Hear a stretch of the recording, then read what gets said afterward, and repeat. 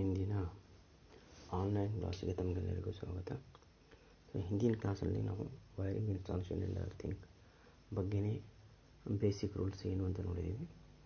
ಇವತ್ತು energy meter board installation ಹೆಂಗಿರುತ್ತೆ, ಆಮೇಲೆ ಎಸ್ಟಿಮೇಷನ್ ಆ್ಯಂಡ್ ಕಾಸ್ಟಿಂಗ್ ಹೆಂಗಿರುತ್ತೆ ಅಂತ ಬಗ್ಗೆ ತಿಳ್ಕೊತೀವಿ.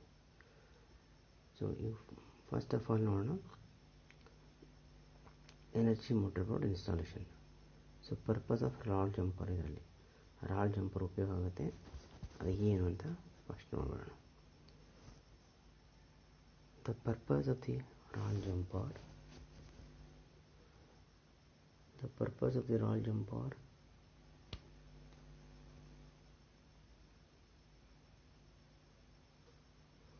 the purpose of the roll jumper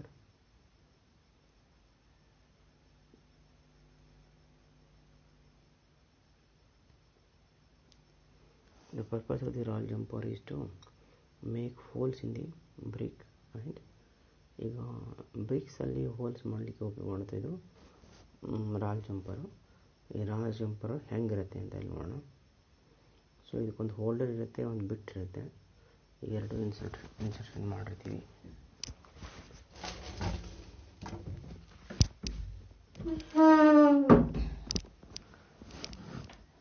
ಇಲ್ಲಿ ನಂಬರ್ 8 ರಾಲ್ ಜಂಪರ್ ಅಂತಿದೆ, ಟೂಲ್ ಹೋಲ್ಡರ್ ಅಂತಿದೆ. ಹೋಲ್ಡರ್ ಒಳಗೆ ಇದು ಬಿಟ್ಟು ಫಿಕ್ಸ್ ಆಗುತ್ತೆ. ಈ ಥರದ್ದು ಟೂಲ್ನ ನಾವು ಹೋಲ್ನ ಹಾಕಿ ಗ್ರಿಪ್ಸ್ನ ಫಿಕ್ಸ್ ಮಾಡಿ, ಆಮೇಲೆ ಅದ್ಮೇಲೆ ಬೋರ್ಡು ಬ್ಲಾಕ್ಸು ಇವೆಲ್ಲ ಫಿಕ್ಸ್ ಮಾಡಲಿಕ್ಕೆ ಇದನ್ನು ಬಳಸುವಂಥದ್ದು. While making holes the rawl jumper is held at right angles. ಯಾವಾಗ ರೈಟ್ ಆ್ಯಂಗಲ್ಸ್ 90 ಡಿಗ್ರಿ ಇರುತ್ತೆ ಹಿಡಿದಿರಬೇಕಿದ್ರು ಆ ಥರ ಮಾಡಿ ಹೋಲ್ ಡ್ರಿಲ್ ಮಾಡುವಾಗ, ಹಿಟ್ ಮಾಡುವಾಗ, ಹೋಲು ಡ್ರಿಲ್ ಮಾಡುವಾಗ ಆ ಥರ ಬಳಸಬೇಕಾಗುತ್ತೆ. ಸೊ ಯಾವ ಥರ ಇದ್ರ ಉಪಯೋಗ ಇದೆ ಅಂತ ಸ್ವಲ್ಪ ನೋಡೋಣ. ಸ್ವಲ್ಪ ಪಿಕ್ಚರಲ್ಲಿ ತೋರಿಸಿದೆ ನೋಡ್ರಿ. 90 ಡಿಗ್ರಿ ಇರಬೇಕು ಅನ್ನೋದು ರೈಟ್ ಮಾರ್ಕು. ಸೊ ಇಲ್ಲಿ ಆ್ಯಂಗಲಲ್ಲಿ ಇಡಬಾರ್ದು, ಕ್ರಾಸ್ ಆಗಿ ಇಡಬಾರ್ದು ಅನ್ನೋದು ರಾಂಗ್ ವೇ ಆಫ್ ಡ್ರಿಲ್ಲಿಂಗ್ ಅಂತ ತೋರಿಸಿದ್ದಾನೆ. ಸೊ ನೆಕ್ಸ್ಟ್ ಇದು ಹೋಲ್ ಡ್ರಿಲ್ ಮಾಡಬೇಕಾದ್ರೆ ಯಾವಾಗಲೂ ಆ್ಯಂಟಿ ಕ್ಲಾಕ್ವೈಸ್ ತಿರುಗಿಸ್ತಾ ಇರಬೇಕು, ಅಂದರೆ ಸರಿಯಾಗಿ ಹೋಲ್ ಬಿಡುತ್ತೆ, ಆಮೇಲೆ ಬಿಟ್ಟು ಡ್ಯಾಮೇಜ್ ಆಗೋಲ್ಲ. ಸೊ ಈ ಥರ ಒಂದು ಜಂಪರಿಂದ ನಾವು ರಾಲ್ ಪ್ಲಗಿಂದ ನಾವು ಹೋಲ್ಸ್ಗಳನ್ನ ವಾಲಲ್ಲಿ ಡ್ರಿಲ್ ಮಾಡ್ತೀವಿ. ಡ್ರಿಲ್ ಯಾಕೆ ಮಾಡ್ತೀವಿ? ಡ್ರಿಲ್ ಮಾಡಿಂದ ಅದರಲ್ಲಿ ಒಂದು ಫಿಲ್ಲರ್ ಇರುತ್ತೆ, ಫಿಲ್ಲರ್ ಹಾಕಿಬಿಟ್ಟು ಅದ್ರ ಮೇಲೆ ನಾವು ಸ್ಕ್ರೂವಿಂದ ಟೈಟ್ ಮಾಡಬಹುದು ಬೋರ್ಡು ಬ್ಲಾಕ್ಸಲ್ಲೂ. So types of filler material ಏನಿರುತ್ತೆ ಅಂತ ನೋಡೋಣ. ಸಾಡಸ್ಟ್ ಅಂದ್ರೆ ವುಡ್ ಪೌಡರ್ ಇರ್ಬೋದು, ಫೈಬರ್ ಇರ್ಬೋದು, ಪ್ಲಾಸ್ಟಿಕ್ ಇರ್ಬೋದು, ಆಸ್ಬೆಸ್ಟಸ್ ಇರ್ಬೋದು, ಆ್ಯಂಡ್ ಸಮ್ಟೈಮ್ಸ್ ನೈಲಾನ್ ಪ್ಲಗ್ಸ್ ಬರ್ತವೆ, ಅವನ್ನ ಉಪಯೋಗ ಮಾಡ್ತೀವಿ. Are insert into the holes, ಆ ಹೋಲಲ್ಲಿ ಅವು ಇನ್ಸರ್ಟ್ ಮಾಡ್ತೀವಿ. ಆಮೇಲೆ ಅವು ಗ್ರಿಪ್ಸ್ ಏನಿತ್ತು ಆ ಹೋಲ್ ಇನ್ಸರ್ಟ್ ಮಾಡಿಂದ ನಮಗೇನಾಗುತ್ತೆ ಆಮೇಲೆ ಸ್ಕ್ರೂ ಫಿಟ್ ಮಾಡ್ಬೋದು. ಬಟ್ ನಾನ್ ರಿಜಿಡ್ ವಾಲ್ಸ್ ಇದ್ದರೆ, ಅಂದರೆ ಗಟ್ಟಿ ಇಲ್ಲ ಅಂತ ವಾಲ್ಗಳಿದ್ದರೆ ಅಲ್ಲಿ ನಾವು ವುಡನ್ ಗಟ್ಟೀಸ್ಗಳನ್ನ ಬಳಸ್ತೀವಿ. ಶೇಪ್ ಆಫ್ ದಿ ವುಡನ್ ಗಟ್ಟಿ, ಶೇಪ್ ಹೆಂಗಿರುತ್ತೆ ವುಡನ್ ಗಟ್ಟಿದು ಅಂತ ಒಂದು ಸ್ವಲ್ಪ ನೋಡೋಣ. ಶೇಪು ಸೈಜು ಇಲ್ಲಿದೆ ನೋಡೋಣ. ಸೊ ಒಂದು ಸೈಡು 30 mm² ಇರುತ್ತೆ, ಇನ್ನೊಂದು ಸೈಡ್ 50 mm², ಲೆಂತು 60 mm. ಈ ಥರ ಇರೋ ಗಟ್ಟಿಗಳನ್ನ ನಾವು ಮಾಮೂಲು ನಾನ್ ಹಾಲ್ಡ್ ಇರುವಂಥದ್ದು ಇದರಲ್ಲಿ ನಾವು ಗಟ್ಟಿ ಇರಲಂಥ ವಾಲ್ಗಳಲ್ಲಿ ಇದನ್ನು ಬಳಸಬೇಕಾಗುತ್ತೆ ಮಾಮೂಲು ಬೋಡಿಗಳಲ್ಲಿ. ಸೊ ಮೆಥಡ್ ಆಫ್ ಫಿಕ್ಸಿಂಗ್ ಯಾವ ಥರ ಫಿಕ್ಸ್ ಮಾಡ್ತಾರೆ ನೋಡ್ರಿ. ಸೊ ಇದು ಹೋಲ್ ಎಷ್ಟು ಗಟ್ಟಿ ಇರುತ್ತೋ ಅದಕ್ಕಿಂತ ಸ್ವಲ್ಪ ವಾಲಲ್ಲಿ ಹೋಲ್ ಮಾಡಬೇಕು. ಆಮೇಲೆ ನಾವು ಕೋಲ್ಡ್ ಚೀಸಲಿಂದ ಆಮೇಲೆ ಹ್ಯಾಮರಿಂದ ಹಿಟ್ ಮಾಡಿದ್ರೆ ಅದು ಫಿಕ್ಸ್ ಆಗುತ್ತೆ. ಆಮೇಲೆ ನಾವು ಸ್ಕ್ರೂಗಳನ್ನ ಬೋರ್ಡ್ಗಳನ್ನ ವಿತ್ ದಿ ಹೆಲ್ಪ್ ಆಫ್ ಸ್ಕ್ರೂನ ಫಿಟ್ ಮಾಡ್ಬೋದು. ಈಗ ಪೈಪ್ ಜಂಪರ್ ಅಂತ ಒಂದು ಬರುತ್ತೆ. ಪೈಪ್ ಜಂಪರ್ ಅಂತ ಈಗ ಥ್ರೋ ಹೋಲ್ ಒಂದು ರೂಮಿಂದ ಇನ್ನೊಂದು ರೂಮಿಗೆ ನಮ್ಮ ವೈರಿಂಗ್ ಹೋಗ್ತಾ ಎಕ್ಸ್ಟೆನ್ಷನ್ ಆಗ್ತಾಯಿತ್ತು ಅಂದರೆ ಅವಾಗ ನಾವು ಈ ರೂಮ್ನಿಂದ ಆ ರೂಮಿಗೆ ಹೋಗಬೇಕಾದ್ರೆ ವಾಲ್ ಥ್ರೋ ಒಂದು ಹೋಲ್ ಹಾಕಬೇಕಾಗುತ್ತೆ. ಆ ಹೋಲ್ ಹಾಕಲಿಕ್ಕೆ ಪೈಪ್ ಜಂಪರ್ ಅಂತ ಬಳಸ್ತೀವಿ. ಸೊ ಈ ಪೈಪ್ ಜಂಪರು ಯಾವ ಥರ ಪ್ರಿಪೇರ್ ಮಾಡ್ತಾರೆ, ಯಾವ ಥರ ಇರ್ತವೆ ಅಂತ ನೋಡೋಣ. ಈ ನೋಡ್ರಿ, ಇನ್ನು ಒಂದು ಕಡೆ ಟೇಪರಿಂಗ್ ಸೆಕ್ಷನ್ ಕಟ್ ಮಾಡಿದಿರುತ್ತೆ. 5A ಫಿಗರಲ್ಲಿ ತೋರಿಸಿದ್ದಾನೆ. 5A ಫಿಗರಲ್ಲಿ ನೋಡ್ರಿ ಪೈಪ್ ಜಂಪರ್ಸು ಸ್ವಲ್ಪ ಏನು ಹ್ಯಾಚಿಂಗ್ ಥರ ಅಂತೆ, ಇದೇನು ನಿಮಗೆ ಕ್ರಾಸ್ ಕಟ್ಟಿಂಗ್ ಮಾಡಿರ್ತಾನೆ, ಈ ಥರದ್ದು ಇರ್ತವೆ. ಸೊ ಇವೆರಡೂ ನಾವು ವಾಲ್ ಕ್ರಾಸಿಂಗಿಗೆ ಬಳಸ್ತೀವಿ, ಹೋಲ್ ಹಾಕೋದಕ್ಕೆ. ನೆಕ್ಸ್ಟ್ ನೋಡ್ರಿ, the BI symbol for energy metre ಕೆಲವೊಂದು BI ಸಿಂಬಲ್ಸ್ ಇರುತ್ತೆ. ಸಿಂಗಲ್ ಫೇಸ್ ಎನರ್ಜಿ ಮೀಟರ್ ಇದ್ದರೆ WH ಅಂತ ತೋರಿಸಿ ನೋಡ್ರಿ. ಇದು ಒಂದು 3 ಫೇಸ್ ಇದ್ದರೆ 3WH 3 ಫೇಸ್ ಎನರ್ಜಿ ಮೀಟರ್ ಅಂತ ತೋರಿಸಿರ್ತಾನೆ. ನೆಕ್ಸ್ಟ್ ಇಂಟರ್ನಲ್ ವೇವ್ ಹೆಂಗಿರುತ್ತೆ, ಕನೆಕ್ಷನ್ ಹೆಂಗಿರುತ್ತೆ ಸಿಂಗಲ್ ಫೇಸ್ ಎನರ್ಜಿ ಮೀಟರ್ ಅಂತ ಇಲ್ಲಿ ನೋಡ್ಬೋದು. ಇದರಲ್ಲಿ 2 ಕಾಯಿಲ್ ಇರ್ತವೆ, ಒಂದು ಪ್ರೆಷರ್ ಕಾಯಿಲ್, ಒಂದು ಕರೆಂಟ್ ಕಾಯಿಲ್ ಅಂತ ಕರಿತೀವಿ. ಇದರ ಸೆಂಟ್ರಲ್ಲಿ ಡಿಸ್ಕ್ ಇರುತ್ತೆ, ಅಲ್ಯೂಮಿನಿಯಂ ಡಿಸ್ಕು, ಆಮೇಲೆ ಸೆಂಟ್ರಲ್ಲಿ ಸ್ಪಿಂಡಲ್ ಇರುತ್ತೆ. ಸೊ ಸೊ 2 ಜ್ಯುವೆಲ್ ಬೇರಿಂಗ್ ಸೈಡಿಗೆ ಇರ್ತವೆ. ಆಮೇಲೆ ಇದು ಡಿಸ್ಕ್ ಏನಿದೆ ಒಳಗಡೆ ತಿರುಗುತ್ತೆ, ಹೇಗೆ ತಿರುಗುತ್ತೋ ಹಾಗೆ ನಮಗೆ ಇದರಿಂದ ರೀಡಿಂಗ್ ಸಿಗುತ್ತೆ. ಸೊ ಇದರದ್ದು ಔಟ್ಕಮ್ ಟರ್ಮಿನಲ್ಸಲ್ಲಿ 4 ಟರ್ಮಿನಲ್ಸ್ ಇರ್ತವೆ. ಸೊ ಇದರಲ್ಲಿ ಇನ್ಕಮಿಂಗು 2, ಔಟ್ ಗೋಯಿಂಗು 2. ಸೊ ಒಂದು ಎಲ್ ಎನ್ ಅಂತ ಬರೆದು ನೋಡಿರಿ, ಇದು ಇನ್ಕಮಿಂಗ್ ಸಪ್ಲೈ, ಔಟ್ ಗೋಯಿಂಗು ಲೋಡಿಗೆ ಹೋಗುತ್ತೆ. ಇದು ಸೆಂಟ್ರ್ ಇರೋದು ನ್ಯೂಟ್ರಲ್ ಲಿಂಕ್ ಇರುತ್ತೆ, ನ್ಯೂಟ್ರಲ್ ಇದರಿಂದ ಪಾಸ್ ಆಗುತ್ತೆ. ಸೊ ಈ ಥರ ಸಿಂಗಲ್ ಫೇಸ್ ಇಂಟರ್ನಲ್ ಕನೆಕ್ಷನ್ ಈ ಥರ ಇರುತ್ತೆ ಅನ್ನೋದು ನಾವು ಇಲ್ಲಿ ತಿಳ್ಕೊತೀವಿ. ಸೊ ನೆಕ್ಸ್ಟ್ ಅದೇ ರೀತಿ 3 ಫೇಸ್ ಒಳಗೆ ನೋಡಿದಾಗ 3 ಫೇಸಲ್ಲಿ 2 ಕರೆಂಟ್ ಕಾಯಿಲು 2 ಪ್ರೆಷರ್ ಕಾಯಿಲ್ ಇರ್ತವೆ. ಆಮೇಲೆ ನಮ್ಮ 3 ಫೇಸ್ ಇನ್ಪುಟ್ ಸಪ್ಲೈ ಕೊಡ್ತೀವಿ 3 ಫೇಸು. ಆಮೇಲೆ ಇದರಲ್ಲಿ ಕೂಡ ಸೆಂಟ್ರಲ್ ಡಿಸ್ಕ್ ಇರುತ್ತೆ, ಡಿಸ್ಕು ಅಲ್ಯೂಮಿನಿಯಂ ಡಿಸ್ಕು. ಆಮೇಲೆ ಸ್ಪಿಂಡಲ್ಲಿಗೆ ಅಟ್ಯಾಚ್ ಮಾಡಿರ್ತಾನೆ. ಆ ಕಡೆ ಈ ಕಡೆ 2 ಜ್ಯುವೆಲ್ ಬೇರಿಂಗ್ಸ್ ಇರ್ತವೆ. ಆಮೇಲೆ ಒಂದು ಬ್ರೇಕ್ ಮ್ಯಾಗ್ನೆಟ್ ಅದು ಉಪಯೋಗ ಮಾಡ್ತೀವಿ, NS ಅಂತ ತೋರಿಸಿವಿ. ಅದು ಕೂಡ ಇಲ್ಲಿ ಕ್ರೀಪಿಂಗ್ ಎರರ್ನ ತಡೆಗಟ್ಟಲಿಕ್ಕೆ ಉಪಯೋಗ ಮಾಡ್ತೀವಿ. ಸೊ ಇಲ್ಲಿ L1, L2, L3 3 ಸಪ್ಲೈ ಬರ್ತವೆ ಸಪ್ಲೈನಿಂದ. ಆಮೇಲೆ 3 UVW 3 ಲೋಡಿಗೆ ಹೋಗ್ತವೆ. ಈ ಥರ 3 ಫೇಸ್ ಎನ್ಸಿಮೀಟ್ರಲ್ಲಿ ಇರುವಂಥದ್ದು ಇಂಟರ್ನಲ್ ಕನೆಕ್ಷನ್. ಸೊ ನೆಕ್ಸ್ಟ್ ನೋಡೋಣ. ಸೊ ಈಗ ಈ ಥೆಫ್ಟ್ ಆಗೋದನ್ನು, ಈಗೇನು ಎಲೆಕ್ಟ್ರಿಸಿಟಿ ಥೆಫ್ಟ್ ಮಾಡ್ತಾರಲ್ಲ, ಕಳುವು ಮಾಡ್ತಾರಲ್ಲ, ಅಂಥವ್ರನ್ನ ತಡೆಗಟ್ಟಲಿಕ್ಕೆ ನವೇಡೇಸ್ ಏನು ಮಾಡ್ತಾಯಿದೆ ಅಂದರೆ, ಎನರ್ಜಿ ಮೀಟರ್ಗೆ ಪವರ್ ಸಪ್ಲೈ ಬಂದಿರೋದು ಮೊದಲು ಕನೆಕ್ಟ್ ಆಗುತ್ತೆ. ಆಮೇಲೆ ಕಟ್ಔಟು, ಆಮೇಲೆ ಡಿಸ್ಟ್ರಿಬ್ಯೂಷನ್ ಬೋರ್ಡು, ಆಮೇಲೆ ಏನಿದೆ ಅದರ್ ಬೋರ್ಡ್ಸ್ಗಳು ಸಬ್ ಮೇನ್ಸ್ ಅವೆಲ್ಲ ಫಿಕ್ಸ್ ಮಾಡ್ತಾರೆ. ಸೊ ಹಿಂದಿನ ಕಾಲಕ್ಕೆ ಏನು ಮಾಡ್ತಾಯಿದ್ರೆ, ಮೊದಲು IC ಕಟ್ಔಟಿಗೆ ಸಪ್ಲೈ ಕೊಡ್ತಿದ್ರು, ಆಮೇಲೆ ಅದಕ್ಕೆ ಏನು ಮಾಡ್ತಿದ್ರು, ಎನರ್ಜಿ ಮೀಟರ್ ಫಿಕ್ಸ್ ಮಾಡಿದ್ರು. ಹಿಂಗಾಗೋದ್ರಿಂದ ಅದು ಥೆಫ್ಟ್ ಆಗೋ ಚಾನ್ಸ್ ಇತ್ತು. ಈಗ ಏನು ಮಾಡ್ತಾಯಿದ್ದಾರೆ, ಪವರ್ ಸಪ್ಲೈ ಬಂದಿದ್ದು ಎನರ್ಜಿ ಮೀಟ್ರಿಗೆ ಹೋಗುತ್ತೆ, ಎನರ್ಜಿ ಮೀಟರ್ ಸೀಲ್ ಆಗುತ್ತೆ. ಸೀಲ್ ಆಗೋದ್ರಿಂದ ನಾವು ಯಾವುದೇ ಅದರಿಂದ ಸಪ್ಲೈ ಡೈರೆಕ್ಟಾಗಿ ತೊಗೊಲಿಕ್ಕೆ ಬರೋಲ್ಲ. ಸೊ ಅದನ್ನು ಸಿಸ್ಟಮ್ ಹೇಗಿತ್ತು, ಹಿಂದೆ ಹೇಗಿತ್ತು, ಈಗ ಹೆಂಗಿದೆ ಅಂತ ಒಂದು ಸ್ವಲ್ಪ ನೋಡೋಣ. ಈಗ ಫಸ್ಟ್ ಡಯಾಗ್ರಾಮ್ ನೋಡಿದ್ರೆ ಹಳೆ ಕಾಲಕ್ಕೆ ಹೇಗಿತ್ತು, ಕನೆಕ್ಷನ್ ಹೆಂಗೆ ಕೊಡ್ತಿದ್ರು. ಮೊದಲು ಫೇಸ್ ಪೋಲಿಂದ ಬರುವಂಥ ಫೇಸು ಎದಕ್ಕೆ ಹೋಗ್ತಿತ್ತು, ಕಟೌಟಿಗೆ ಕೊಡ್ತಿದ್ರು. ಆ ಕಟೌಟ್ನಿಂದ ಎನರ್ಜಿ ಮೀಟ್ರಿಂದ ಮೇನ್ ಸ್ವಿಚ್ಚಿಂದ ಡಿಸ್ಟ್ರಿಬ್ಯೂಷನ್ ಬೋರ್ಡಿಂದ ಕನ್ಸ್ಯೂಮರ್ ಲೋಡಿಗೆ ಹೋಗ್ತಿತ್ತು. ಸೊ ಇದರಿಂದ ಥೆಫ್ಟ್ ಆಗೋ ಚಾನ್ಸ್ ಇರುತ್ತೆ. ಆದರೆ ಇಲ್ಲಿ ನೋಡಿರಿ, ಎರಡನೇ ಡಯಾಗ್ರಾಮಲ್ಲಿ ತೋರಿಸಿ ನೋಡಿರಿ. ಫಸ್ಟ್ ಈಗ ನವೇಡೇಸ್ ಕೊಡ್ತಾ ಇರೋದು, ಫಸ್ಟ್ ಎನರ್ಜಿ ಮೀಟರ್ ಸಪ್ಲೈ ಬರುತ್ತೆ, ಆಮೇಲೆ IC ಕಟೌಟು, ಆಮೇಲೆ ಮೇನ್ ಸ್ವಿಚ್ಚು, ಆಮೇಲೆ ಡಿಸ್ಟ್ರಿಬ್ಯೂಷನ್ ಬೋರ್ಡು, ಆಮೇಲೆ ಕನ್ಸ್ಯೂಮರ್. ಈ ಥರ ಕೊಟ್ಟಾಗ ಇದು ಏನು ಕನೆಕ್ಷನ್ ಮಾಡಿದ್ರೋ ಅದು ಸೀಲ್ಡ್ ಇರುತ್ತೆ. ಸೀಲ್ ಅಂತೂ ತೆಗಿಲಿಕ್ಕೆ ಅವಕಾಶ ಇರಲ್ಲ. ಆ ಸೀಲ್ ಇರೋದ್ರಿಂದ ಇಲ್ಲಿಂದ ನಾವು ಕನೆಕ್ಷನ್ ನೇರವಾಗಿ ತೊಗೊಲಿಕ್ಕೆ ಬರೋಲ್ಲ, ಎಲೆಕ್ಟ್ರಿಸಿಟಿ ಕಳುವಾಗೋಂಥ ಚಾನ್ಸಸ್ ಇರೋಲ್ಲ. ಆ ಸಲುವಾಗಿ ಇದನ್ನೇ ಈಗ ಇತ್ತೀಚಿನ ಕಾಲದಲ್ಲಿ ಉಪಯೋಗ ಮಾಡುವಂಥದ್ದು. ಸೊ ಇಷ್ಟು ನಾವು ಇದರ ಬಗ್ಗೆ ಎನರ್ಜಿ ಮೀಟರ್ ಬಗ್ಗೆ ತಿಳ್ಕೊಂಡಿವಿ. ಈಗ estimation and cost of material for wiring installation ಮಾಡಬೇಕಿತ್ತಂದರೆ ಅದರ ಎಸ್ಟಿಮೇಷನ್, ಅದರ ಲೆಕ್ಕಾಚಾರ ಹೆಂಗೆ ಮಾಡಬೇಕು, ಆಮೇಲೆ ಕಾಸ್ಟ್ ಹೆಂಗೆ ಕಂಡುಹಿಡಬೇಕು, ಮಟೀರಿಯಲ್ಲು ಎಷ್ಟು ಒಟ್ಟು ಖರ್ಚು ಬರುತ್ತೆ ಅನ್ನೋದನ್ನ ಯಾವ ಥರ ನೋಡಬೇಕು ಅನ್ನೋದ್ರ ಬಗ್ಗೆ ಇದರಲ್ಲಿ ಮುಂದಿನ ಭಾಗದಲ್ಲಿ ನೋಡ್ತೀವಿ. ಸೊ ಇಲ್ಲಿ ನೋಡಿರಿ, points to be considered before taking up domestic wiring ಏನೇನು ಪಾಯಿಂಟ್ಸ್ ಕನ್ಸಿಡರ್ ಮಾಡಬೇಕು. Before starting the wiring installation information should be exchange between ಇದು ಏನು ವೈರಿಂಗ್ ಇನ್ಸ್ಟಾಲೇಷನ್ ಯಾರ ಮನೆಗೆ ಮಾಡ್ತಾಯಿದ್ರಿ ಆ ಓನರ್ ಜೊತೆ ಕನ್ಸಲ್ಟ್ ಮಾಡಬೇಕು. ಆಮೇಲೆ ಆರ್ಕಿಟೆಕ್ಟ್ ಪ್ಲ್ಯಾನ್ ಏನಿರ್ತಲ್ಲ ಅದರ ಬಗ್ಗೆ ಸ್ವಲ್ಪ ತಿಳ್ಕೋಬೇಕು. ಆಮೇಲೆ ಸಪ್ಲೈ ಅಥಾರಿಟಿ ಅಂದರೆ KPTCL ಬಗ್ಗೆ ನಾವು ಟೆರಿಫ್ದು ಏನೇನು ರೂಲ್ಸ್ ಅಪ್ಲೈ ಆಗ್ತವೆ ಅನ್ನೋದು ಕೂಡ ತಿಳ್ಕೊಬೇಕಾಗುತ್ತೆ, first point. Next, requirement of space for installing meter, switches, service lines. ಈಗ ನೀವು ಮಾಡ್ತಾ ಇರೋಂಥ ವೈರಿಂಗ್ ಬಿಲ್ಡಿಂಗ್ನಲ್ಲಿ ಯಾವ ಥರದ್ದು ಮೀಟರ್ಸ್ ಫಿಕ್ಸ್ ಮಾಡಲಿಕ್ಕೆ, ಸ್ವಿಚಸ್ ಫಿಕ್ಸ್ ಮಾಡಲಿಕ್ಕೆ, ಸರ್ವಿಸ್ ಲೈನ್ಸ್ ಫಿಕ್ಸ್ ಮಾಡಿ ಎಳೀಲಿಕ್ಕೆ ಯಾವ ಥರ ಸ್ಪೇಸ್ ಇದೆ ಅದನ್ನೆಲ್ಲ ನೋಡ್ಕೋಬೇಕು. Next, the total load requirement of lights, fans and powers. ಈ total load requirement lights, fans ಮತ್ತು ಪವರಿಗೆ ಏನೇನು ಬೇಕಾಗುತ್ತೆ, ಲೈಟಿಂಗ್ನಲ್ಲಿ ಏನೇನು ಬೇಕು ಅವರಿಗೆ, ಫ್ಯಾನಲ್ಲಿ ಲೈಟು ಫ್ಯಾನ್ಸಲ್ಲಿ ಏನೇನು ಬೇಕು, ಆಮೇಲೆ ಪವರ್ ಸರ್ಕ್ಯೂಟಲ್ಲಿ ಏನೇನು ಪಾಯಿಂಟ್ಸ್ ಬೇಕಾಗ್ತದೆ ಅನ್ನೋದು ನಾವು ನೋಟ್ ಮಾಡ್ಕೋಬೇಕಾಗುತ್ತೆ. ಸೊ ನೆಕ್ಸ್ಟ್ ನೋಡೋಣ, number of points in branch ಸರ್ಕ್ಯೂಟ್ಸಲ್ಲಿ ನಂಬರ್ ಆಫ್ ಪಾಯಿಂಟ್ಸು ಯಾವ ಥರ ಲೆಕ್ಕಾಚಾರ ತೊಗೋತೀವಿ ಅಂತ. ದ ರೆಕಮೆಂಡೆಡ್ ಯಾರ್ಡ್ ಸ್ಟಿಕ್ ಏನಿದೆ dwelling units, number of points ಯಾವ ಥರ ಇರಬೇಕು ಮಾಮೂಲಾಗಿ ಅನ್ನೋದನ್ನ ಈ ಟೇಬಲಲ್ಲಿ ತೋರಿಸಿದ್ರೆ ನೋಡೋಣ. ಸೊ ನೋಡಿರಿ, ಲೈಟ್ ಪಾಯಿಂಟ್ಸ್ ಈಗ 35 ಸ್ಕ್ವೇರ್ mm ಸೈಜ್ ರೂಮ್ ಇತ್ತಂದರೆ ಅಲ್ಲಿ ಲೈಟ್ ಪಾಯಿಂಟ್ಸು 7, ಆಮೇಲೆ 45 ಸ್ಕ್ವೇರ್ mm ಇದ್ದರೆ ಸ್ಕ್ವೇರ್ ಮೀಟ್ರ್ ಇದ್ದರೆ 8, 55 ಸ್ಕ್ವೇರ್ ಮೀಟ್ರ್ ಇದ್ದರೆ 10, 85 ಸ್ಕ್ವೇರ್ ಮೀಟ್ರ್ ಇದ್ದರೆ 12, 140 ಸ್ಕ್ವೇರ್ ಮೀಟ್ರ್ ಇದ್ದರೆ 17. ಈ ಥರ ಸೀಲಿಂಗ್ ಫ್ಯಾನ್ಸು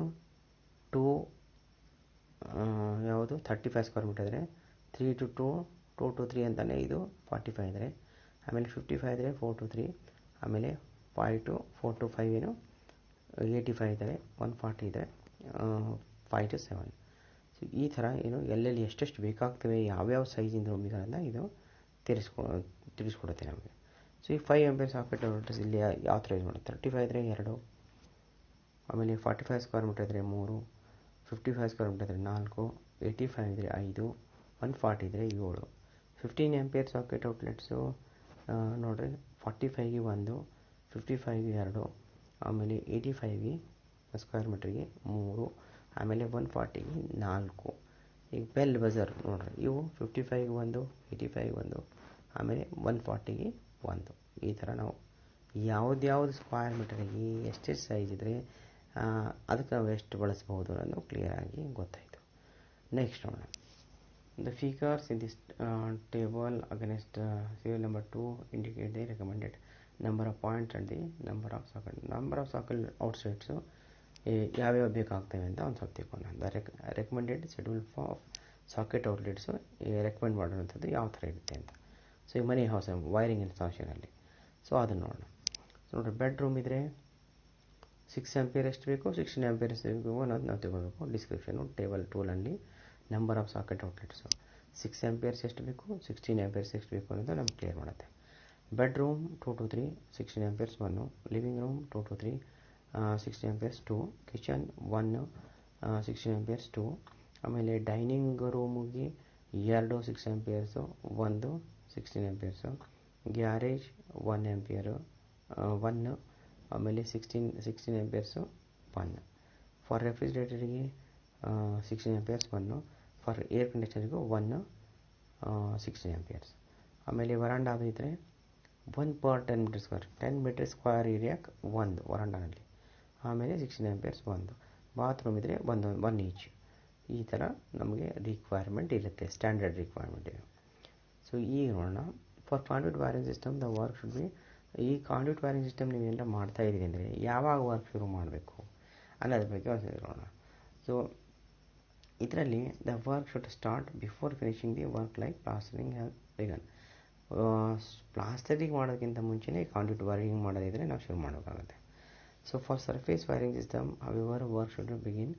ಈಗ ನೋಡ್ರಿ, ಈಗ ಸರ್ಫೇಸ್ ಕಾಂಡ್ಯೂಟ್ ಇತ್ತಂದರೆ ಅದನ್ನು ನಾವು ಅದರಲ್ಲಿ ವರ್ಕ್ ಯಾವಾಗ ಶುರು ಆಗುತ್ತೆ ಅಂದರೆ ನಾವು ವಾಷಿಂಗು ಮತ್ತು ಪೇಂಟಿಂಗ್ಗಿಂತ ಮುಂಚೆ ಶುರು ಮಾಡೋಕ್ಕಾಗುತ್ತೆ. ಸೊ ಇದು ಫೈನಲ್ ಏನು ಫಿನಿಶಿಂಗ್ ಮಾಡ್ತೀವಲ್ಲ ಪ್ಲಾಸ್ಟರ್ದು, ಅದಕ್ಕಿಂತ ಮುಂಚೆ ಶುರು ಆಗುತ್ತೆ. ವಾಷಿಂಗ್ ಪೇಂಟಿಂಗಿಂತ ಮುಂಚೆ ಇವೆಲ್ಲ ಶುರು ಆಗುತ್ತೆ. Next, usually no installation work should start until the building is reasonably waterproof. So ಈ ಸಂದರ್ಭದಾಗ ಕನ್ಸಿಲ್ಡ್ ಟೈಪ್ ವೈರಿಂಗ್ ಮಾಡಿದ್ರಿ ಅಂದರೆ ಯಾವಾಗ ಸ್ಟ್ರಕ್ಚರ್ ಯಾವಾಗ ನಡೆದಿರ್ತೈತೋ ಬಿಲ್ಡಿಂಗ್ದು ಆಗಲೇ ಮಾಡೋಕ್ಕಾಗುತ್ತೆ. ಅಂದ್ರೇನು, ಈಗ RCC ಹಾಕೋಕ್ಕಿಂತ ಮುಂಚೆನೇ ನಾವು ಪೈಪ್ಗಳೆಲ್ಲ ಹಾಕೋಬೇಕಾಗುತ್ತೆ. ಲಿಂಟೆಲ್ ಹಾಕೋಕ್ಕಿಂತ ಮುಂಚೆನೇ ಅಲ್ಲಿ ಲಿಂಟೆಲ್ ಹತ್ರ ಏನಾದರೂ ಲೈಟಿಂಗ್ ಬೇಕಾದರೆ ಹಾಕೋಬೇಕಾಗುತ್ತೆ. ಪೈಪ್ ಮೊದಲೇ ಹಾಕಿ ರಾಡಿಗೆ ಕಟ್ ಮಾಡೋಗುತ್ತೆ, ಆಮೇಲೆ ಸಿಮೆಂಟು ಕಾಂಕ್ರೀಟು ಅವ್ರು ಅದ್ರ ಮೇಲೆ ಸುರಿತಾರೆ. ಸೊ ಇದನ್ನೆಲ್ಲ ನಾವು ಮೊದಲೇ ಮಾಡೋಕ್ಕಾಗುತ್ತೆ ಕನ್ಸ್ಟ್ರಕ್ಷನ್ಗಿಂತ ಮುಂಚೆ, RCCಗಾಗಲಿ ಲಿಂಟೆಲ್ಗಳಿಗಾಗಲಿ. ಇದನ್ನು ಇಲ್ಲಿ ನೋಟ್ ಮಾಡುವಂಥ ಪಾಯಿಂಟ್. ನೆಕ್ಸ್ಟ್ ನೋಡೋಣ, ಈ ಸಬ್ ಸರ್ಕ್ಯೂಟ್ಸಿಗೆ ಬರೋಣ. ಸಬ್ ಸರ್ಕ್ಯೂಟ್ಸ್ನಲ್ಲಿ stated below are some of the important points from the above information sheet. So sub ಸರ್ಕ್ಯೂಟ್ನಲ್ಲಿ ಯಾವ್ಯಾವ ಥರ ಬೇಕು ಅಂತ. ಸಬ್ ಸರ್ಕ್ಯೂಟ್ನಲ್ಲಿ ಇರೋದು 2 ಥರ, ಒಂದು ಲೈಟ್ ಆ್ಯಂಡ್ ಫ್ಯಾನ್ ಸರ್ಕ್ಯೂಟು, ಇನ್ನೊಂದು ಪವರ್ ಸರ್ಕ್ಯೂಟು. ಸೊ ಇವಕ್ಕೆ ಏನು ರೋಲ್ ಅಪ್ಲೈ ಆಗುತ್ತೆ ಅಂತ ನೋಡೋಣ. ಸಪ್ರೇಟ್ ಡಿಸ್ಟ್ರಿಬ್ಯೂಷನ್ ಮಾಡಿ. ಈಗ ನೋಡಿರಿ, ಎರಡಕ್ಕೂ ಪವರ್ ಸರ್ಕ್ಯೂಟ್ ಇದಕ್ಕೆ ಒಂದು ಬೇರೆ ಸಬ್ ಸರ್ಕ್ಯೂಟ್ ಮಾಡಬೇಕು. ಆಮೇಲೆ ಮೇನ್ ಸರ್ಕ್ಯೂಟ್ ಲೈಟಿಂಗ್ ಸರ್ಕ್ಯೂಟ್ ಇದ್ದರೆ ಅದಕ್ಕೊಂದು ಬೇರೆ ಮಾಡೋಕ್ಕಾಗುತ್ತೆ. ಒಂದರಲ್ಲೇ ಎರಡೂ ಹಾಕೋಂಗಿಲ್ಲ.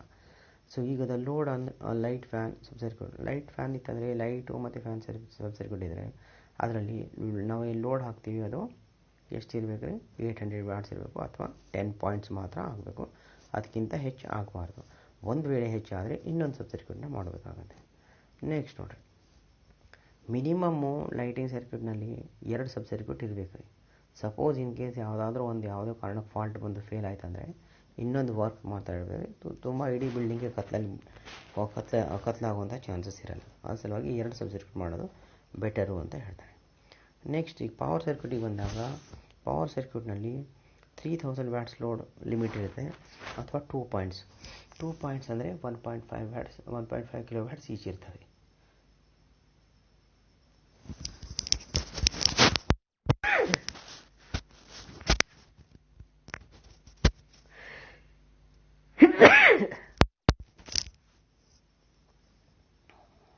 ಥರ 3000 watts maximum load power circuit ಮೇಲೆ ಆಗ್ಬೋದು. ನೆಕ್ಸ್ಟ್ ನೋಡೋಣ. ಈಗ recommended ratings of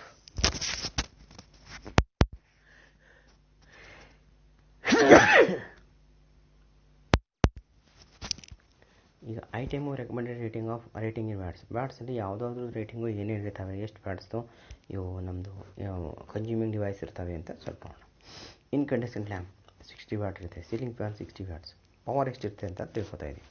table fans 60 watts, 6 amperes 3 pin socket outlet points 100. Fluorescent tube 600 mm ಇದ್ದರೆ 25, 1200 mm ಇದ್ದರೆ 50 ವ್ಯಾಟ್ಸು, 1500 mm ಇದ್ದರೆ 90 ವ್ಯಾಟ್ಸು. ಪವರ್ ಸಾಕೆಟ್ 60 ಆಂಪಿಯರ್ಸು 1000 ವ್ಯಾಟ್ಸ್ ಇರ್ತವೆ. ಇದು ಕನ್ಸ್ಯೂಮೇಬಲ್ ಡಿವೈಸಸ್ದು ಎಷ್ಟೆಷ್ಟು ಪವರ್ ಇರುತ್ತೆ ಈಚ್ ಅನ್ನೋದು ನೋಡಿದ್ವಿ. ಈ ಮಾಹಿತಿ ನಮಗೆ ಲೋಡ್ ಕ್ಯಾಲ್ಕುಲೇಷನ್ ಮಾಡಬೇಕಾದ್ರೆ ಬೇಕಾಗುತ್ತೆ. ಈಗ ಒಂದು ಎಸ್ಟಿಮೇಟ್ ಹೆಂಗೆ ಮಾಡಬೇಕು, ಕಾಸ್ಟಿಂಗ್ ಹೆಂಗೆ ಅಂತ ಅದ್ರ ಬಗ್ಗೆ ಸ್ವಲ್ಪ ತಿಳ್ಕೊಳ್ಳೋಣ. Estimate the cost of material for wiring. ಒಂದು ಎಕ್ಸಾಂಪಲ್ ಕೊಡ್ತೇನೆ ಇಲ್ಲಿ. Estimate the cost of material for wiring PVC channel for on office room having 2 lamps 1 fan 1 6 ampere socket. ಒಂದು PVC ಚಾನಲ್ ವೈರಿಂಗ್ ಮಾಡ್ತಾ ಇದ್ರಿ ಒಂದು ಆಫೀಸಿಗೆ. ಅದರಲ್ಲಿ ಏನಿದೆ, 2 ಲ್ಯಾಂಪ್ಸ್ ಇದೆ, 1 ಫ್ಯಾನ್ ಬೇಕು, 1 ಸಾಕೆಟ್ ಬೇಕು. ಇದರದ್ದು ಎಸ್ಟಿಮೇಟ್ ಮಾಡಿ ಅಂತ ಹೇಳ್ತಾನೆ. ಆ ಎಸ್ಟಿಮೇಟ್ ಮಾಡಬೇಕಾದ್ರೆ ನಾವು ಏನೇನು ಕನ್ಸಿಡರ್ ಮಾಡಬೇಕಾಗತ್ತೆ ಅಂತ ನೋಡೋಣ ಸ್ಟೆಪ್ಸ್. ಫಸ್ಟ್ ನಾವು ಟೈಪ್ ಆಫ್ ವೈರಿಂಗ್ ಯಾವುದು ಮಾಡಬೇಕು ಅನ್ನೋದು ಸೆಲೆಕ್ಟ್ ಮಾಡಬೇಕು. ಇಲ್ಲಿ ಮಾಡ್ತಾ ಇರೋದು PVC ಚಾನಲ್ ಅಥವಾ ಕೇಸಿಂಗ್ ಕ್ಯಾಪಿಂಗ್ ಅಂತ ಕರಿತೀವಿ ಇದಕ್ಕೆ. ನೆಕ್ಸ್ಟ್ ನೋಡ್ರಿ, position of the electrical points loads has to be decided as per the equipment. ಈ ಪೊಸಿಷನ್ ಆಫ್ ಎಲೆಕ್ಟ್ರಿಕಲ್ ಪಾಯಿಂಟ್ಸ್ ಎಲ್ಲೆಲ್ಲ ಅನ್ನೋದು ತೋರಿಸ್ಕೋಬೇಕು, ಮಾಡ್ಕೋಬೇಕು. ಆಮೇಲೆ ಲೋಡ್ಸ್ ಎಷ್ಟು ಬೇಕಾಗುತ್ತೆ ಅನ್ನೋದು ನಾವು ಕಂಡುಹಿಡ್ಕೋಬೇಕಾಗುತ್ತೆ. ಆಮೇಲೆ ಒಂದು ಲೇಔಟ್ ರೆಡಿ ಮಾಡಬೇಕು. ಲೇಔಟಲ್ಲಿ ನಾವು ಏನು ಮಾಡಬೇಕು ಪ್ಲ್ಯಾನಲ್ಲಿ ಅಂದರೆ ಏನೇನು ಇದಕ್ಕೆ ಬೇಕಾಗ್ತವೆ ಮನೆಗೆ. ಈ ಆಫೀಸ್ ರೂಮ್ ಇದೆ, ಎಷ್ಟು ಫ್ಯಾನ್ ಬೇಕು, ಎಷ್ಟು 2 ಫ್ಯಾನ್ ಅಂತ ಹೇಳಿದ್ದಾನೆ, 2 ಟ್ಯೂಬ್ ಅಂತ ಹೇಳಿದ್ದಾನೆ, 1 ಫ್ಯಾನ್ ಅಂತ ಹೇಳಿದ್ದಾನೆ. ಆ ರಿಕ್ವೈರ್ಮೆಂಟಲ್ಲಿ 1 ಫ್ಯಾನ್ 2 ಟ್ಯೂಬ್ಸು 1 ಸಾಕೆಟ್ ಅಂತ ಹೇಳಿದ್ದಾನೆ. 2 ಟ್ಯೂಬಿಗೆ ನಾವು ಲೊಕೇಶನ್ ತೋರಿಸ್ಕೋಬೇಕು. ಆಮೇಲೆ 1 ಫ್ಯಾನು ಆಮೇಲೆ 1 ಸಾಕೆಟು. ಇಲ್ಲಿ ಎಲ್ಲ ಮಾರ್ಕಿಂಗ್ ಮಾಡಿದ್ದಾನೆ, ಡಿಸ್ಟೆನ್ಸ್ ತೋರಿಸಿದ್ದಾನೆ, 6 ಮೀಟರ್ 5 ಮೀಟರ್ ಎಷ್ಟು ಲೆಂತ್ ಇದ್ದಾವೆ ಅಂತೆಲ್ಲ ತೋರಿಸಿದ್ದಾನೆ. ಆಮೇಲೆ ಇಲ್ಲಿ ABCD ಅಂತ ಮಾರ್ಕಿಂಗ್ ಕೊಟ್ಟಿದ್ದಾನೆ, ಎಷ್ಟೆಷ್ಟು ಅಂತರ ಇರುತ್ತೆ ಮೆಜರ್ಮೆಂಟ್ ಮಾಡ್ಕೊಳ್ಳಿಕ್ಕೆ. ಆಮೇಲೆ ಈ ಡೌನ್ಸು ಅಪ್ ಅಂತಿರುತ್ತೆ, RCCಯಿಂದ ಕೆಳಗೆ ಬರುವಂಥದ್ದಕ್ಕೆ ವರ್ಟಿಕಲ್ ಡ್ರಾಪ್ ಅಂತ ಕರಿತೀವಿ. ಆ ವರ್ಟಿಕಲ್ ಡ್ರಾಪು ಇದು ಟ್ಯೂಬು ಮತ್ತು ಲೈಟಿಗೆ 0.5 ಮೀಟರ್ ಇರುತ್ತೆ. ಆಮೇಲೆ ಬೋರ್ಡ್ ಕೊಡಿಸ್ಬೇಕಾದ್ರೆ 2 ಮೀಟರ್ಸ್ ಇರುತ್ತೆ. ಸೊ ಅದು ಯಾವ ಥರ ಅನ್ನೋದು ಈ ಥರ ಎಲ್ಲ ನಾವು ಪ್ಲ್ಯಾನ್ ಮಾಡ್ಕೊಂಡ್ಬಿಟ್ಟು ಲೇಔಟಲ್ಲೆಲ್ಲ ಎಲ್ಲ ಲೊಕೇಶನ್ ತೋರಿಸ್ಕೊಂಡ್ಬಿಟ್ಟು ಆಮೇಲೆ ನಾವು ಸ್ವಿಚಸ್ ಎಷ್ಟು ಇಲ್ಲಿ ತೋರಿಸಿದ್ರು ನೋಡಿ, ಸ್ವಿಚಸ್ ಸಾಕೆಟ್ ಎಲ್ಲ ಕೆಳಗಡೆ ತೋರಿಸಿದೆ. ಸೊ ಇವೆಲ್ಲ ತೋರಿಸ್ಬಿಟ್ಟು ನಾವೇನು ಮಾಡಬೇಕು, ಎಸ್ಟಿಮೇಟಿಗೆ ಬರಬೇಕು. ಈ ಎಸ್ಟಿಮೇಟಲ್ಲಿ ಯಾವ ಥರ ಕ್ಯಾಲ್ಕುಲೇಷನ್ ಮಾಡಬೇಕು, ಏನೇನು ಫಸ್ಟ್ ನಾವು ಏನು ಮಾಡಬೇಕು, ಲೋಡ್ ಕ್ಯಾಲ್ಕುಲೇಷನ್ ಮಾಡ್ಕೋಬೇಕು. ಲೋಡ್ ಎಷ್ಟು ಬೇಕಂತ ಈಗ ನೋಡಿರಿ, ಟ್ಯೂಬು 2 ಅಂದಾನೆ ಅಂದರೆ 50 ವ್ಯಾಟ್ಸ್ ಈಚು 100 ವ್ಯಾಟ್ಸ್ ಆಯಿತು. ಫ್ಯಾನ್ 1 ಅಂದಾನೆ, ಸೊ 60 ವ್ಯಾಟ್ಸ್ ಆಯಿತು. ಸಾಕೆಟ್ 1 ಅಂದಾನೆ 100 ವ್ಯಾಟ್ಸ್ ಆಯಿತು. ಟೋಟಲ್ 260 ವ್ಯಾಟ್ಸ್ ಪವರ್ ಲೋಡ್ ಆಯಿತು ಲೈಟಿಂದು. ಸೊ ಈಗ ಇದ್ರ ತಕ್ಕಂತೆ ನಾವು connection diagram, circuit diagram trace out ಮಾಡ್ಕೋಬೇಕು ಲೋಡ್ ತಕ್ಕಂತೆ. ಆಮೇಲೆ based on the layout diagram calculate length of PVC channel. ಈಗ ಇದು based on the circuit diagram ಏನು ನಾವು ಹಾಕ್ತೀವಲ್ಲ ಅದ್ರ ತಕ್ಕಂತೆ ನಾವು ಎಷ್ಟು ಲೆಂತ್ ಚಾನಲ್ಲು ಅಂದರೆ PVC ಕೇಸಿಂಗ್ ಕ್ಯಾಪಿಂಗ್ ಬೇಕಾಗುತ್ತೆ ಅನ್ನೋದು ಲೆಕ್ಕಾಚಾರ ಮಾಡ್ಕೋಬೇಕು. ಮೊದಲು ಲೆಂತ್ ಆಫ್ ಚಾನಲಿಗೆ ಬರೋಣ. ಈಗ ಯಾವ ಥರ ಮಾಡಿದ್ರೆ ಇನ್ನು ರೂಫ್ನಲ್ಲಿ ಎಷ್ಟು ಬೇಕಾಯಿತು, 5 + 3 ಮೀಟ್ರು 8 ಮೀಟ್ರ್ ಬೇಕಾಗುತ್ತೆ. ಅಲ್ಲಿ ಡೈಮೆನ್ಷನ್ ಕೊಟ್ಟಿದೆ ನೋಡಿರಿ ಡಯಾಗ್ರಾಮಲ್ಲಿ, ಅದು ರೆಫರ್ ಮಾಡಿಬಿಟ್ಟು ನಾವು 5 ಮೀಟ್ರ್ ಎಷ್ಟು 3 ಮೀಟ್ರ್ ಅಂದರೆ ಯಾವುದು ಅಂತ ತೊಗೊಂಡು 2 ಕೂಡಿಸಿಬಿಟ್ಟಿದ್ರೆ 8 ಮೀಟ್ರ್ ಬಂತು. ಸೊ ವರ್ಟಿಕಲ್ ಡ್ರಾಪ್ಸ್ ಅಂದರೆ ಕೆಳಗಡೆ ಮೇಲಿಂದ ಹಾರಿಜೆಂಟಲ್ ಲೈನ್ ಏನು ಪೈಪ್ಲೈನ್ ಒಯ್ದಿರ್ತೀವಿ, ಚಾನಲ್ ಒಯ್ದಿರ್ತೀವಿ, ಅದ್ರ ಕೆಳಗಡೆ ಇಳಿಸ್ಕೊಂಥದ್ದು ಅವಾಗ ವರ್ಟಿಕಲ್ ಡ್ರಾಪ್ಸ್ ಅಂತ ಕರಿತಾರೆ. ಸೊ ಅದು ನೋಡಿರಿ, 2 ಟ್ಯೂಬಿಗೆ 0.5 ಮೀಟ್ರ್ ಡೌನ್ ಬರುತ್ತೆ. ಒಂದು ಸ್ವಿಚ್ ಬೋರ್ಡ್ ಕೊಡಿಸ್ಬೇಕು, ಅದು 2 ಮೀಟ್ರ್ ಬರುತ್ತೆ. ಟೋಟಲ್ 3 ಮೀಟ್ರ್ ಆಯಿತು. ಟೋಟಲ್ ಏನು 8 + 3, ಟೋಟಲ್ ಏನಾಯಿತು 8 + 3, ಮ್ಯಾಲಿಂದ 8 ಕೆಳಗಿನ 3, ಟೋಟಲ್ 11 ಮೀಟ್ರ್ ಆಯಿತು. ಇದಕ್ಕೆ 10% ಟಾಲರೆನ್ಸ್ ಆ್ಯಡ್ ಮಾಡಬೇಕು. ಆವಾಗ 1.1 ಆಗುತ್ತೆ. 10% 11ಗೆ 1.1 ಆಗುತ್ತೆ. ಸೊ ಟೋಟಲ್ 12.1 ಮೀಟರ್ ನಮಗೇನು ಕೇಸಿಂಗ್ ಕ್ಯಾಪಿಂಗ್ ಬೇಕಾಗುತ್ತೆ ಅನ್ನೋದು ಸಿಕ್ಬಿಡ್ತು. ಸೊ ಇದು ಒಂದು ಎಸ್ಟಿಮೇಟ್ ಆಯಿತು. ನೆಕ್ಸ್ಟ್ ನೋಡೋಣ, ಈಗ length of the wire size ಅನ್ನೋದು ಕ್ಯಾಲ್ಕುಲೇಟ್ ಮಾಡಬೇಕು. ಅವು ಹೆಂಗೆ ಮಾಡಿದ್ದಾರೆ, ಟೋಟಲ್ ನಮ್ಮದು ವ್ಯಾಟೇಜ್ ಎಷ್ಟಾಗಿದೆ, 260 ವ್ಯಾಟ್ಸ್ ಆಗಿದೆ. ಟೋಟಲ್ ವ್ಯಾಟೇಜು 260 ಆಗುತ್ತೆ. ಇಲ್ಲಿ ಕ್ಯಾಲ್ಕುಲೇಷನ್ ಮಾಡಿದ್ವಿ. 260 ವ್ಯಾಟ್ಸು ಗೆ ನಮಗೆ ಎಷ್ಟು ಕರೆಂಟ್ ತೊಗೊಳುತ್ತೆ 260 ವ್ಯಾಟ್ ಆಗಿದ್ರೆ ಅದು ಕಂಡುಹಿಡ್ಕೋಬೇಕು. I = P / V × cos θ ಮಾಡಿದರೆ ನಮಗೇನು ಸಿಗುತ್ತೆ, ಕರೆಂಟ್ ಎಷ್ಟು ಬೇಕು ಈ ಲೋಡಿಗೆ ಅಂತ ತೋರಿಸಿದೆ. 260 ಪವರ್ 260 / 240 × 0.8 ಮಾಡಿದರೆ 1.35 amperes ಬಂತು. ಇಷ್ಟು ಕರೆಂಟ್ದು ನೀವು ಸರ್ಕ್ಯೂಟ್ನ ರೆಡಿ ಮಾಡಿದ್ವಿ. ಇದಕ್ಕೆ ನಾವು suitable wire 1 square mm use ಮಾಡಬೇಕಾಗುತ್ತೆ. ಇದು ಕಮರ್ಷಿಯಲ್ ಬಿಲ್ಡಿಂಗ್, ಆಫೀಸ್ ಬಿಲ್ಡಿಂಗ್ ಆಗಿರೋದ್ರಿಂದ ಇದಕ್ಕೆ ಏನು ಮಾಡೋದು, ಸ್ವಲ್ಪ ಹೆವಿ ಇರೋಂಥದ್ದು. ಮುಂದೆ ನೀವು ಎಕ್ಸ್ಟೆನ್ಷನ್ ಮಾಡ್ಕೊಂಡಾಗಲಿ ಲೋಡ್ ಹೆಚ್ಚು ಮಾಡಿದರೆ 1.5 ಸ್ಕ್ವೇರ್ mm ನೀವು ಉಪಯೋಗ ಮಾಡಿದರೆ ಇನ್ನೂ ಅನುಕೂಲ ಅನ್ನೋದನ್ನ ಹೇಳ್ತಾನೆ. ಸೊ ನೆಕ್ಸ್ಟ್ ನೋಡಿ, ಈ ವರ್ಟಿಕಲ್ ಡ್ರಾಪ್ಸ್ ಎಲ್ಲ 0.5 ಮೀಟ್ರು ಬೋರ್ಡ್ಗಳಿಗೆ ಏನು ನೀವು ತೊಗೋತೀರಿ ಅವು 2 ಮೀಟರ್ವರೆಗೆ ಡ್ರಾಪ್ ಇಳಿಸಬೇಕಾಗುತ್ತೆ, ಕೆಳಗಡೆ ಇಳಿಸಿ ಫಿಕ್ಸ್ ಮಾಡೋಕ್ಕಾಗುತ್ತೆ. ಸೊ ಅದರದ್ದು ಏನು ಅಂತ ನೋಡೋಣ. ಈಗ ನೋಡಿರಿ, A to B vertical drop ಎಷ್ಟಿದೆ ಇಲ್ಲಿ 2.5 + 2 ಇದೆ ಮೀಟರ್ ಇಂಟು 5 ಪೀಸಸ್ ಡ್ರಾಪ್ ಅಂತ ಬರುತ್ತೆ. ಟೋಟಲ್ 22.5 ಮೀಟರ್ ಆಯಿತು ಡೈಗ್ರಾಮ್ ಪ್ರಕಾರ. ವರ್ಟಿಕಲ್ ಡ್ರಾಪು ಈಗ B to C ಅಂತ ಕೊಂಡು ನೋಡಿ, ABC ಬರೆದಿದ್ದಿದೆ ನಾವು ಪ್ಲ್ಯಾನಲ್ಲಿ. B to C ನಲ್ಲಿ ನೋಡಿರಿ, ವರ್ಟಿಕಲ್ ಡ್ರಾಪು 2.5 + 0.5 ಇಂಟು 3 ಮಾಡಿದರೆ 9 ಮೀಟರ್ ಆಯಿತು. 9 ಮೀಟ್ರ್ ಇನ್ನೊಂದು ಕಡೆ ವರ್ಟಿಕಲ್ ಡ್ರಾಪ್ ಬರುತ್ತೆ. ಮತ್ತು B to D vertical drops ಎಷ್ಟು ಬರ್ತದೆ, 3 + 0.5 into 3 10.5 metre. So total length ಎಷ್ಟಾಯಿತು ಅವೆಲ್ಲ ಕೂಡಿಸ್ಬೇಕು. 22.5 9 + 10.5 42 ಮೀಟರ್ ಆಯಿತು. ಸೊ ಟಾಲರೆನ್ಸು 10% ತೊಗೋಬೇಕು. 42 to 4.2 ಆಗುತ್ತೆ. So 42 + 4.2 ಕೊಡಿದ್ರೆ 46 metre. ಟೋಟಲ್ ನಿಮಗೆ ಏನು ಬಂತು, ಲೆಂತ್ ಆಫ್ ದಿ ಕೇಬಲ್ ಬಂತು. ಲೆಂತ್ ಆಫ್ ದಿ ಕೇಬಲು ಎಷ್ಟು ಅನ್ನೋದು ನಿಮಗೆ ಲೆಂತ್ ಆಫ್ ವೈರು ಸಿಕ್ತು. ಸೊ ಈಗ ಮುಂದೆ ನೋಡೋಣ, list of electrical accessories required with complete specifications. ಈ ಸ್ಪೆಸಿಫಿಕೇಷನ್ ಪ್ರಕಾರ ನಾವು ಏನೇನು ಲೀಸ್ಟ್ ಆಫ್ ಎಲೆಕ್ಟ್ರಿಕಲ್ ಎಕ್ಸಸರೀಸ್ ಬೇಕೋ ಅದ್ರ ಲೀಸ್ಟ್ ಮಾಡಬೇಕು. ಅದರಲ್ಲಿ ನೋಡಿರಿ, serial number, accessories, length, unit price ಅಂತ ಬರುತ್ತೆ. ಯೂನಿಟ್ ಪ್ರೈಸ್ ಅಂದರೆ ಒಂದಕ್ಕೆ ಎಷ್ಟು, ಪ್ರೈಸ್ ಅಂದರೆ ಟೋಟಲ್ಗೆ ಎಷ್ಟು, ಅದನ್ನು ನಾವು ಈ ಥರ ಕ್ಯಾಲ್ಕುಲೇಷನ್ ಮಾಡಬೇಕು. ಈ PVC ಚಾನಲ್ ಇದೆ 19 mm × 10 mm 1.5 square mm PVC insulated, ಅದು 12 ಮೀಟ್ರ್ ಬೇಕು ಅಂತ ಹಾಕ್ಕೊಂಡಿದ್ದೀವಿ. ಈಗ ಆಮೇಲೆ ಕಾಪರ್ ರಿಸೀವರ್ 46 ಮೀಟ್ರ್ ಅಂತ ಹಾಕ್ಕೊಂಡಿದ್ದೀವಿ. ಇಲ್ಲ 1.5 mm ಸ್ಕ್ವೇರ್ mm ವೈರು 46 ಅಂತ ಹಾಕಿವಿ. Flush type SPD switch 4, flush type socket 1, wooden switch board 1, tube light fitting 2 numbers, ceiling fan ಎಷ್ಟು 1 ನಂಬರ್. ಈಗ ಹೆಂಗೆ ರಿಕ್ವೈರ್ಮೆಂಟ್ ಕೇಳಿದ್ರೆ ಹಂಗೆ ನಾವು ಮಟೀರಿಯಲ್ ರೆಡಿ ಮಾಡಿದ್ವಿ ಇಷ್ಟು. ಸೊ ಆಮೇಲೆ electrical fan regulator 1 number, wood screws 25 numbers each, ಆಮೇಲೆ PVC insulation tape 1 number, ceiling rose 3 plate 3 numbers. ಇದು ನಮ್ಮದು ಲೀಸ್ಟ್ ರೆಡಿ ಆಯಿತು, ಮಟೀರಿಯಲ್ ಲೀಸ್ಟ್ ರೆಡಿ ಆಯಿತು.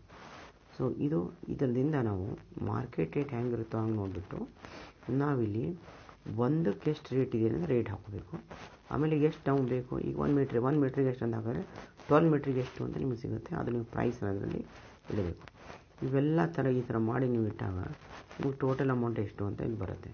ಇದು ಕಾಸ್ಟ್ ಆಫ್ ಮಟೀರಿಯಲ್ಸ್ ಎಷ್ಟಾಗುತ್ತೆ ಅನ್ನೋದು ನಮ್ಗೆ ತಿಳಿಸ್ಕೊಡುತ್ತೆ, ಕ್ಲಿಯರ್ ಆಗುತ್ತೆ. So in the same way ಈಗ ಟ್ರೈನೀಸ್ ಏನು ಮಾಡೋದು, ಬೇರೆ ಬೇರೆ ಥರದ ವೈರಿಂಗ್ ಇರ್ತವೆ. ಇದೇ ರೀತಿ ನಾವು ಎಸ್ಟಿಮೇಟು ಯಾವುದೇ ವೈರಿಂಗಲ್ಲಿ, ಗೋಡೌನ್ ಇರ್ಬೋದು, ಕಾರಿಡಾರ್ ಇರ್ಬೋದು, ಹಾಸ್ಟೆಲ್ ಇರ್ಬೋದು, ಟನಲ್ ಇರ್ಬೋದು, ಎಲ್ಲ ವೈರಿಂಗಿಗೂ ಈ ಥರ ನಾವು ಲೆಕ್ಕಾಚಾರ ಮಾಡಿ ಎಸ್ಟಿಮೇಟಿಂಗ್ ಆ್ಯಂಡ್ ಕಾಸ್ಟಿಂಗು ಮಾಡಿ ಕಂಡುಹಿಡ್ಬೋದು. ಅದಕ್ಕೆ ಅದರಿಂದ ನಾವು ಏನಾಗುತ್ತೆ, ಈ ರಿಕ್ವೈರ್ಮೆಂಟ್ ಏನು, ಎಷ್ಟು ಕಾಸ್ಟ್ ಆಗುತ್ತೆ, ಪ್ರೈಸ್ ಎಷ್ಟಾಗುತ್ತೆ ಎಲ್ಲ ಗೊತ್ತಾಗುತ್ತೆ. ಈ ಥರ ಫೈನಲ್ ಮಾಡಿಬಿಟ್ಟು ನಾವು ವೈರಿಂಗ್ನ ಸ್ಟಾರ್ಟ್ ಮಾಡಬೇಕಾಗತ್ತೆ. ಒಂದು ಕಾಂಟ್ರಾಕ್ಟರ್ ಆಗಿ ನೀವು ಮುಂದೆ ಕೆಲಸ ಮಾಡಿದ ಉದ್ಯೋಗದಲ್ಲಿ ಸೇರಿದ್ರು ಈ ಥರದೆಲ್ಲ ಮಾಹಿತಿ ನಿಮಗೆ ಇಂಪಾರ್ಟೆಂಟು, ಇದು ಮೋಸ್ಟ್ ಇಂಪಾರ್ಟೆಂಟು. ಸೊ ಇದನ್ನು ಎಲ್ಲ ಆದಷ್ಟು ಕೇರ್ಫುಲ್ಲಾಗಿ ನೀವು ತಿಳ್ಕೊಳ್ಳೋದು ಒಳ್ಳೆಯದು. ಸೊ ಇಲ್ಲಿಗೆ ಈ ಕ್ಲಾಸ್ ಮುಗಿಯುತ್ತೆ. ಎಲ್ಲರೂ ವ್ಯೂ ಮಾಡಿರಿ, ನೋಟ್ಸ್ ಮಾಡ್ಕೊರಿ. ಧನ್ಯವಾದಗಳು.